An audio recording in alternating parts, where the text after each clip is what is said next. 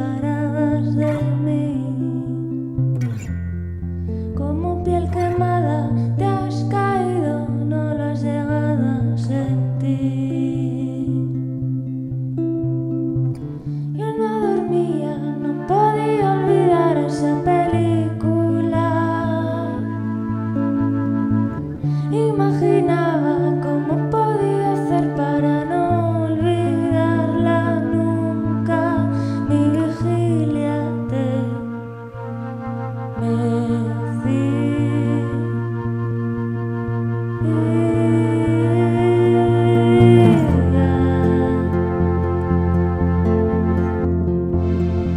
una radio vecina te vuelve aquí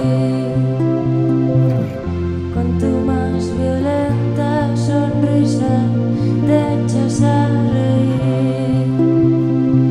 Buscas tus gafas queriendo confirmar una obviedad, que somos esto, que todo esto es perfecto, pero que acabará. Como acaba todo lo que tiene esa posibilidad.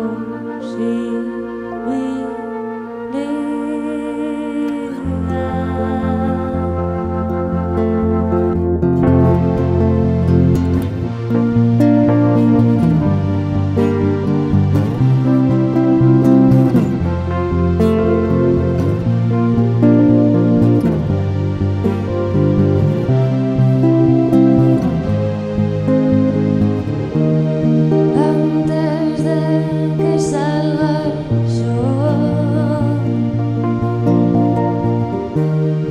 y nos convierta en vapor,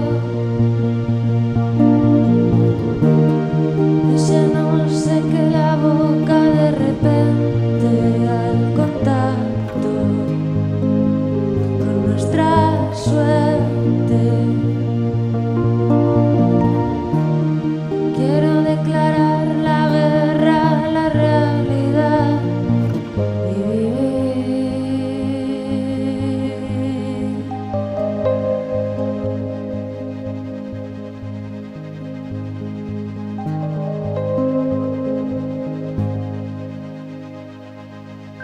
En tus sueños siempre